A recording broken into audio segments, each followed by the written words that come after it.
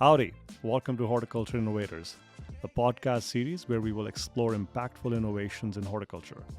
I'm Amit Dingra, your host. I'm a professor and head of the Department of Horticultural Sciences at Texas A&M University. In each episode, we'll explore the inspiring stories of the pioneers who are contributing to sustainability, wellness, and food security through their amazing work in horticulture.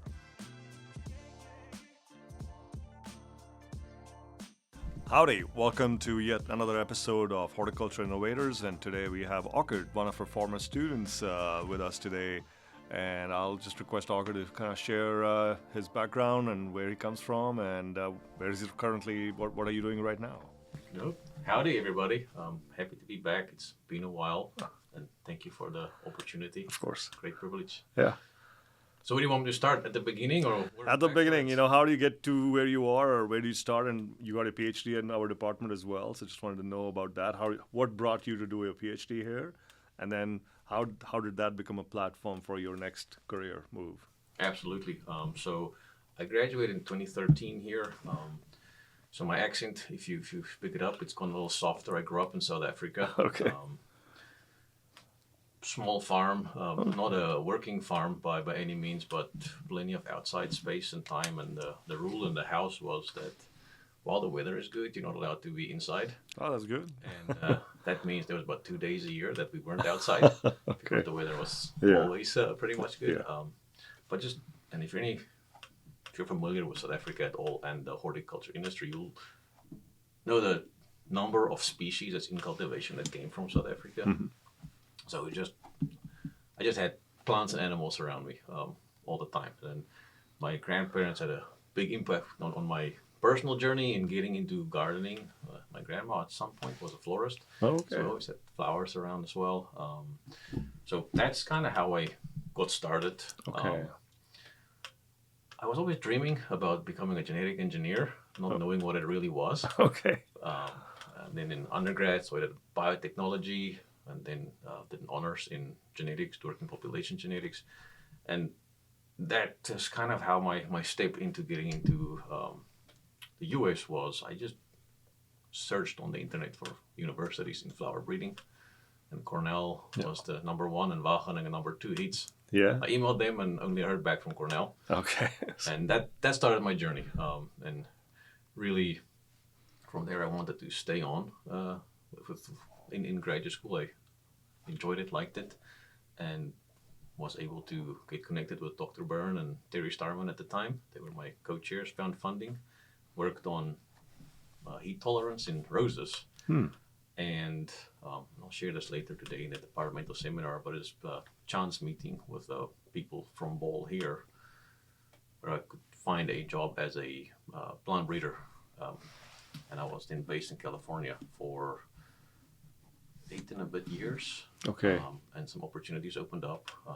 And then I took on a bit more of a leadership role. So right now I'm official title is Regional Breeding Director. And basically what that means is I oversee all of the breeding in Illinois, and I also oversee the breeding activities we have in Costa Rica. And so you asked how getting my PhD here helped that. Well, one, it gets your foot in the door. Yeah, that's right. Yeah. I don't think you necessarily need a PhD to become an ornamental plant breeder, but as far as competing for positions to start with, it helped. Yeah. Yeah. And then, of course, learning how to do science and ask questions. Rarely in industry, or at least in the industry I work in, you get the chance to ask questions on the same deep level as you do in academia or while you're in graduate school. But what you still have to use is your ability to ask questions, set up experiments to find some kind of answer to then get you to ask the next question. Yeah. And that part is what I'm using, and I on a regular basis still make lots of mistakes all the time. But that's basically the not so short, but the short version of how I got to there. So what is really interesting is that you grew up around flowers and horticulture, and I just wanted, we do this podcast so that we can highlight people's journey in a way. Would you say your journey has been linear, where you are growing around plants and horticulture, and it's like, that's what I'm going to do one day? I think if you, from the outside looking in, and now for me, zooming out, it looks linear. But the journey truly is much more like if you look at the stock market and how it's behaving, especially the last couple of weeks. Yeah. There's been ups and downs. Actually, before going to Cornell, I was preparing to I needed one more prerequisite in animal science to go into veterinary school. Oh, wow. And so that was actually my goal at the time. Okay. My mother turned out she knew me better than I knew myself. And she basically arranged a job interview for me. I came back from Ireland. I took a break in my studies. I was playing sports over there. Okay. Playing cricket. I was coaching. Oh, cricket. All right. Coaching and playing. And on the drive back from the airport, it was a Sunday night, she told me, you have a job interview tomorrow morning. Okay. And I didn't realize that I had. So I was like, oh, tell me about it. And that was with a big grower. And that's where I've always liked plants. I guess I knew it, but I thought I was going to be a veterinarian. And so then that started pushing me in the other direction a bit more. But so it wasn't just linear. There were times where in my career, professional career, where I didn't see the growth I wanted to. So if you're too focused on yourself, Yeah. which you shouldn't be, you should be focusing, but outside yourself, you can't see the bigger picture. And at some points I was getting frustrated, and I started thinking, should I get back into academia? I was looking at positions at faculty positions. But the right opportunities opened up, and you kept moving forward. So it wasn't just linear. Yeah. You zoom out, yes, but you zoom in, definitely not. Okay. You said cricket. I know that's not a popular sport in the U.S., but I know it's becoming one because the U.S. has a national cricket team. So what role did you play in what, like a batsman or a bowler or? It's kind of like how I am in life. I'm a generalist. So all-rounder. All-rounder. If I played at higher levels, I bowled more. Okay. But for some reason, I always like batting more. But, you don't have to do that much running. You don't have to do that much running, but so I was like a medium pacer and middle, lower order batsman. For our audience, all-rounder means when you're good at fielding, pitching, which is bowling, and batting. I was also an all-rounder in cricket, not good at either of those things. So a different type of an all-rounder. So that's pretty interesting. Oh, it was fun. In my time at A&M, we actually had a cricket team. Oh, wow. Okay. The hotel where I'm staying right now used to be where we played cricket. Oh, wow. Okay. And we went to Florida. Yeah. Played in a national tournament, and we were undefeated. We ended up in third or fourth position. But we didn't make it into the finals based on like a point system. Yeah, we were undefeated in that series. Wow, that's amazing. Well, you mentioned something earlier which triggered a thought in my head. This is like horticulture, the term horticulture. Was it very common to use that term while you were growing up in South Africa? Oh, absolutely not. Oh, okay. I think the term horticulture is, well, one, I have to start off with English is not the first language of course. Speaking, so in that sense, I wouldn't have really heard it much. Also, in my university, I went to University of Pretoria. We didn't have a horticulture department. Okay. There was plant propagation, there were plant sciences, and botany. Okay. But not horticulture per se as a term. So that's something I started learning when I came to the U.S. Oh, okay. Well, that's interesting. So, I got my undergrad and master's in botany. That is another term that people like, what is that? I mean, that's like the general plant science of you study every part of plant biology in that. And it's interesting that, but horticulture industry, as in many countries, is a massive industry, very highly, it's of high economic value. Flowers, fruits, vegetables, coffee, tea, now wine is part of horticulture. Of course, we have started calling them their own disciplines, right? Viticulture or olericulture, growing vegetables, pomology, growing fruits, but it's all under the umbrella of horticulture. So as you've been kind of in the industry, what do you call that industry? Just call the flower ornamental industry? I think the general term that's accepted, at least in the U.S., more the green industry. Yeah, What they're calling it. But I think horticulture is the right word. And I think, like you rightly said, there's obviously disciplines underneath that, but I think horticulture is the appropriate term for it. We just don't maybe use it in the ways that enough people know about it. Yeah. Well, the reason I bring it up is because the number of departments of horticulture or horticultural sciences have slowly started decreasing, and they're becoming generic plant biology departments, which is also because we are eliminating programs related to flowers sometimes, or related to the interface between plants and people. I mean, that's horticulture therapy is a big discipline in certain departments, not in the U.S., but I was recently in Taiwan. They have a horticultural therapy program where they will bring folks to work with plants, and that obviously, Professor Charlie Halls in our department works in that space, and he's quantified how it benefits wellness, and that's why we kind of created our departmental sort of mission statement around these three terms of sustainability, food security, and wellness is the key part in the middle, where we talk about physical and mental wellness. I mean, consuming fruits, vegetables, nuts, you hear all those health experts talking about it. They just don't use the word horticulture. And the missing link is students don't realize, or high school kids or middle school kids or parents, they don't realize there's such a big opportunity and there's an abundance of jobs within this discipline. Yeah, absolutely. I think one thing, and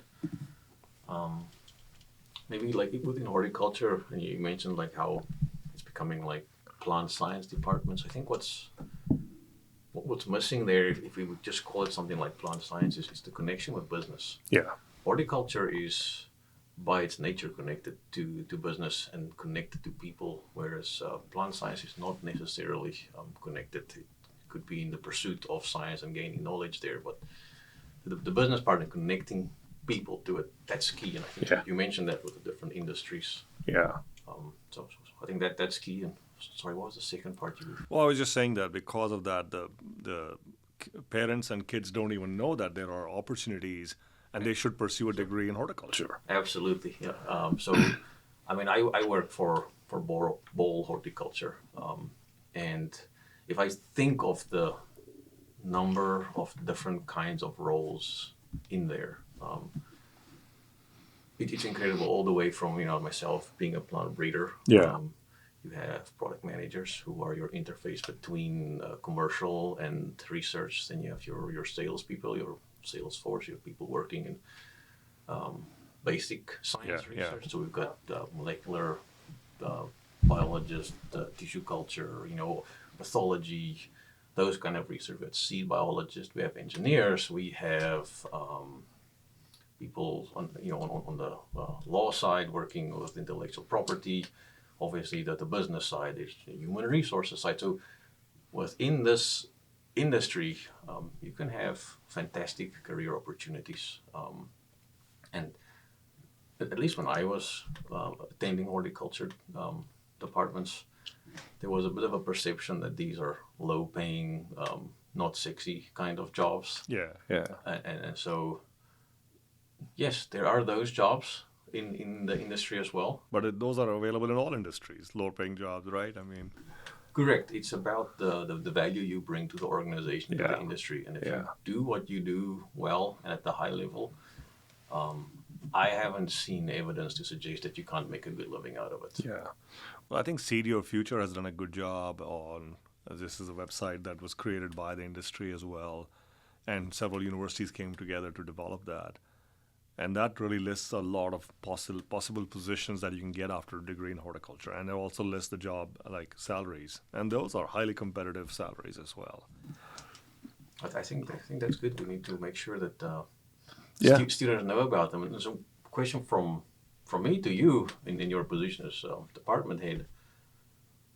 How do you see the landscape changing, and what are you doing to ensure that we have a continuous group of young people coming through the university system with that horticulture background? Well, that's a pretty loaded question, and I think one of the first things I'm trying to do is make people aware of the abundance of opportunities in horticulture as a whole discipline. I mean, even in Texas, we have 5 main sectors. We've got the wine, viticulture, enology, We've got the pecan, pecans are a traditional industry here for many years, like hundreds of years. Then we've got the fruits and vegetables, which we don't produce a lot of. We basically import everything from our southern borders. That's worth $12 billion, of which $11 billion is just in taxes.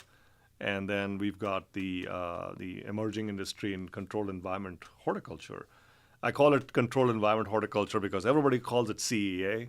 Well, you're not growing cattle in controlled environments, and you're growing horticultural crops, so let's call it controlled environment horticulture.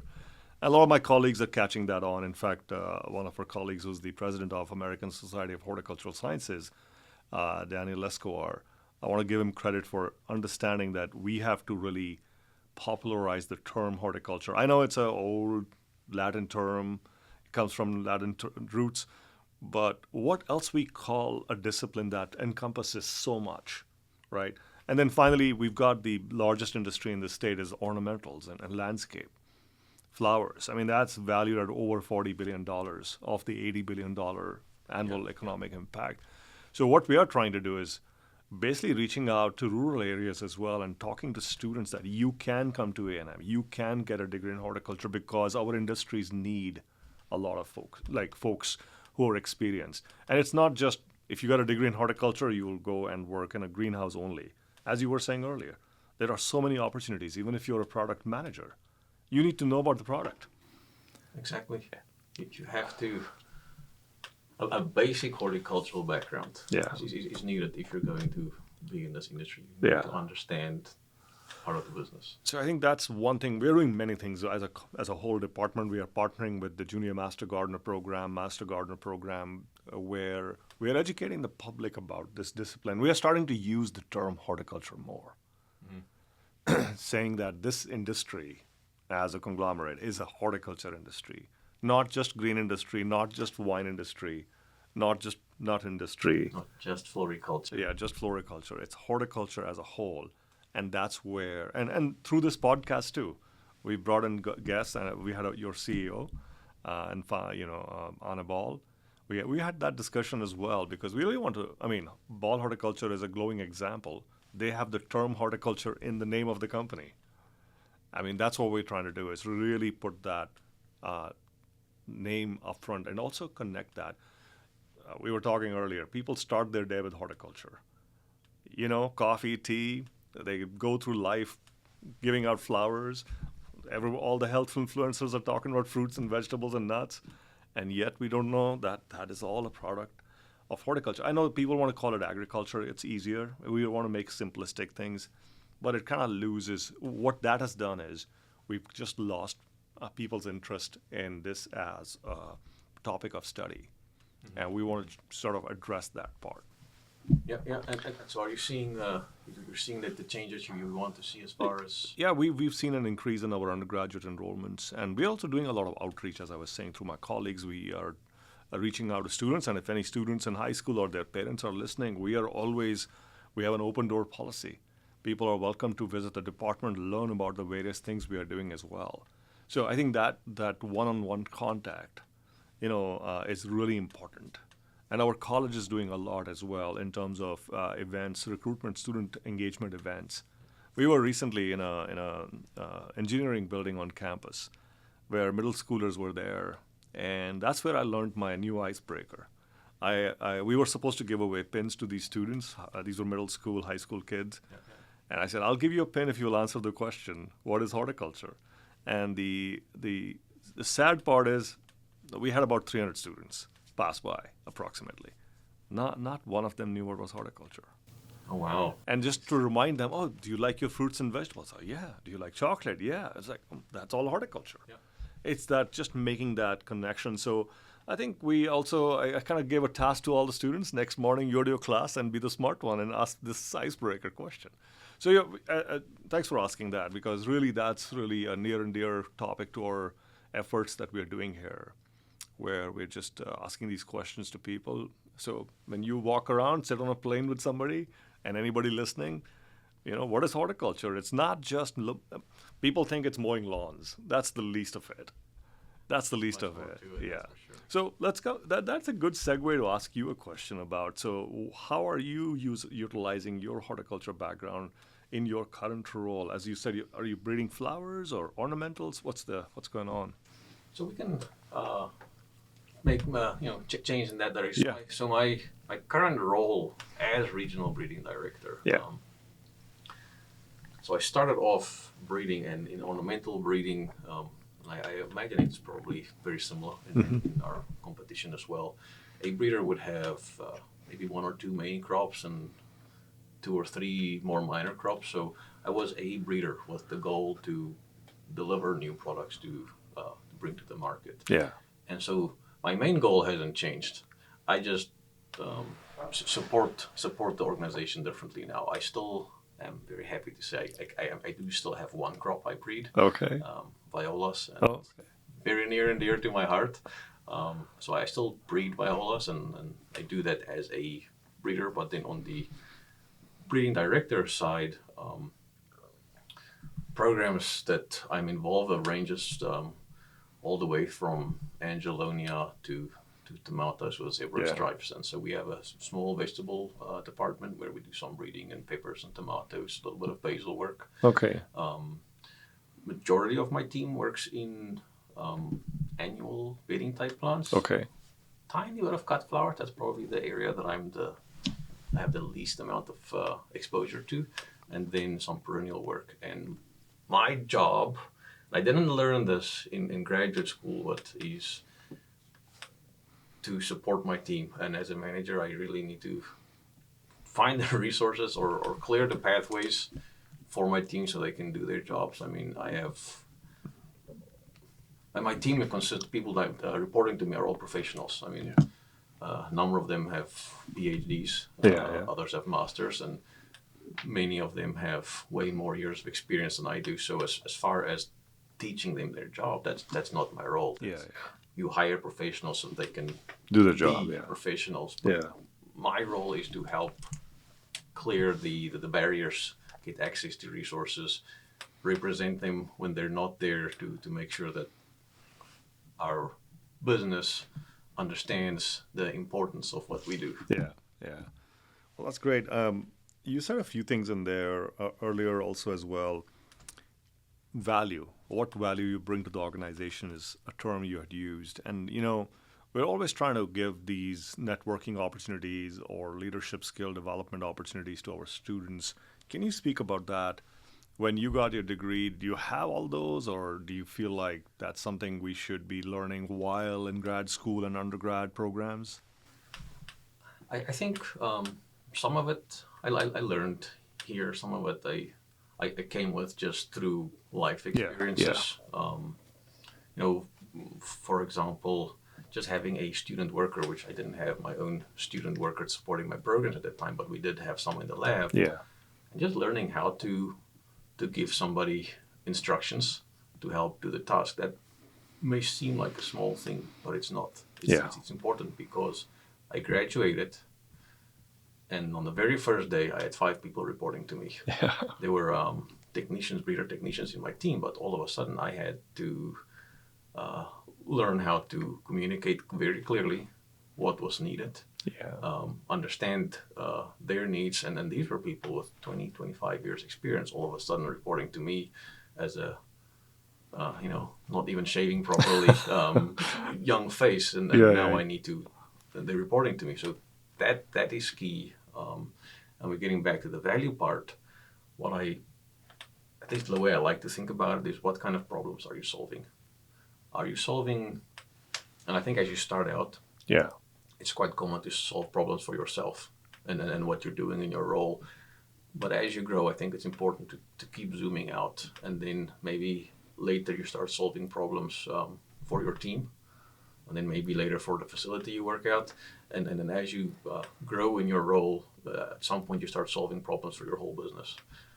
And that's the leverage, that's the multiplier. When I talk about value is, what is the size and scope of the problems that you're solving? That's very insightful. Thank you for that.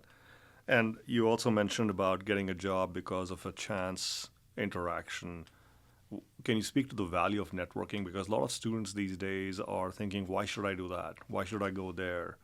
And just to address the climate issue, I try to have an informal get-together with graduate students and postdocs and faculty members once a month. We go to a third place. It's not in the office. It's nobody's home. Yeah. We just gather together for a beverage, a coffee, or something like that. I mean, what's the value of networking, and how did that help you, and how you're observing that today? And I have to admit, it took me an embarrassing long time to, how maybe you have a bad habit, say, for example, like smoking. You know it's unhealthy for you, but you still do it. Yeah. And then at some point, maybe you you internalize that, and then maybe you change your habit, but you know it cognitively, but you don't know it in your being. Yeah. And it took me an embarrassing long time to know it in my being, the importance of working with people. So as a scientist, I'm just naturally awkward, and I think a lot of people in science just are. And you focus on the science, you focus on the work, but the people part is the most important by far. And so you ask about networking.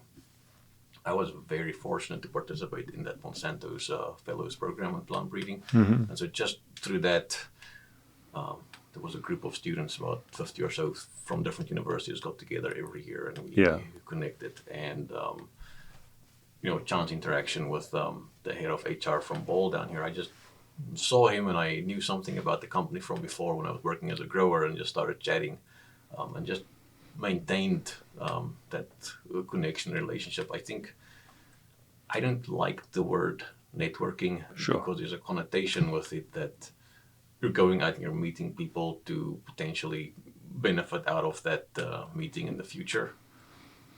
I think people pick up on that if that is how you're going out and working with people. I think more important is to, even if it's uncomfortable, put yourself out there, go meet people, but don't be a jerk. Like that's the that's right. That's the main thing. Everybody has the same senses. Yes. They will pick up on if you're not being genuine immediately, and it will not there will be no benefit. Actually, that probably will be more deleterious to you if that's how you view networking. But you have to get out. You have to meet people. Every single opportunity that I've been able to capitalize on in my career came not from having a good CV and all of these things. It came from who recommended me and my relationship with that person. And I can speak to that is I interviewed for some or applied for some positions during graduate school, which I didn't even get a interview for, and that was quite humbling because I thought I had a pretty good resume at the time. But then I got this job at Ball Horticulture. The reason I got it was not because of my of how good my science were or anything else. It's because of who it was, the head of HR that recommended me to the breeding director at that station to talk to. Yeah. That's the reason I got my foot in the door. But it made you talk, but then it was your genuineness, your expertise that came through. Because I think we get recommended all the time, and I think I'm in my position because somebody's, pulled me out and said, do this. And of course, you have to go through a process. But I think that's a very important message that you've just kind of summarized for our students, our future people who are going to replace us in our positions. I think being genuine is so important. Yeah, I think so. Be genuine. The other thing is, I think we, by we I mean you, need to find funding to support the students to get out in the industry more. And I'm not just talking about industry events. Get out to the growers. Yeah. Get out to the places where our, let's call them products or crops within what we're covering in this department gets used, grown, to understand, to meet those people, understand the business needs and the problems that you see there. Well, that's very interesting you bring it up because after the pandemic, we've started doing a lot more in terms of interaction. Our classes are visiting different places. We have started, I want to acknowledge Texas wine growers. They recently provided us funding to bring students all the way to Fredericksburg to visit different vineyards and wineries. It was a 3-day trip. A lot of our graduate students, undergraduate students got to go see firsthand And again, credit to one of our other former students, Chris Brundred. He's the sort of the founder and co-founder and leader of the William Chris Vineyards. He actually cooked food for everybody, brought everybody together, and that was really fascinating. Similarly, we have a former student, Kenneth and Marybeth. They have just supported resources. In fact, they want us, the Cranfield family, they want us to take some students over to either cultivate or visit Ball Horticulture. We are deciding on those things. So yes, the support this is the other part we've been doing. You're talking what I'm trying to do for horticulture. We have some excellent former students who are leaders in the industry or are currently leaders, like yourself. We're just bringing people together, first of all, build a community around horticulture. Our former students, our benefactors, they are really enabling a lot of this. And I also want to acknowledge another donor of ours, Ms. Judy Stringer. Her dad used to be a master gardener. Okay. And she came and said, I want to support fellowships, but not just based on need for money or GPA. I want to do for the passion in horticulture. And that has really shifted our sort of focus. And, you get what you reward. If you just reward GPA and need for money, that's the students. But if we really want to focus on horticulture, I think Ms. Stringer really showed us the way in the sense that both value and reward passion for horticulture as a backtrack when they come through their program through high school and where they're going in the future as well. So that these are some we learn from each other, right? That was like my first few weeks on the job, and Ms. Stringer called us to support us. And there are several such examples. We're working with Texas Nursery Landscape Association, thinking about fellowships going to students who really are interested in horticulture. But that is increasingly an emphasis in the department where we really want the students to go and be with the industry. Yeah. And they may become like, basic scientists eventually, but having that background just enriches them today in their degree program. Absolutely. I think that's a great idea. I can just add a little bit. Yeah. We have some basic research scientists working within the company, and it's important, even for us within Ball, is to make sure that we expose all of our members to gain that industry knowledge and industry experience. And so I think it's great you guys are doing that on the school level. I want to just address a couple of other things. One of them is, like, as I said, our sort of mission is tied to the three sort of terms: sustainability, wellness, and food security. Sustainability for us starts with economic value, whatever we produce, whatever knowledge we generate, but also we can't sustain the industries if we don't focus on students. And our department won't sustain either. And I think so sustainability is that, and of course the environment. I mean, that's everybody thinks sustainability, environment, but I think for us it's economics and our student body.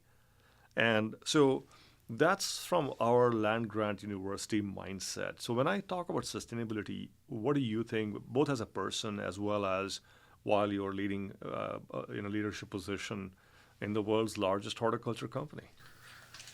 Yeah, sustainability is something that we talk about, and just to put in perspective, a lot of the products that we'll see introduced over the next 5 or 6 years, the breeding is done on that already. Yeah. So, in my team and we have to look quite a bit more into the future. So, sustainability, same as with what you said there, starts with the economic side. It has to make economic sense. Yeah. And then I think it's important we look at what are the jobs these plants are going to be doing. And so do they have to, just looking where I walked around this morning and yesterday with there's this new developments out on University Drive. Look at the plants that they planted out there. Yeah. They are tough as nails. These are asparagus ferns, knockout roses, drift roses, and those were the majority of some of these new things out there. So we have to, when I think of sustainability, it's tough plants that can do jobs, and we have to add traits to them that our customers will pay for.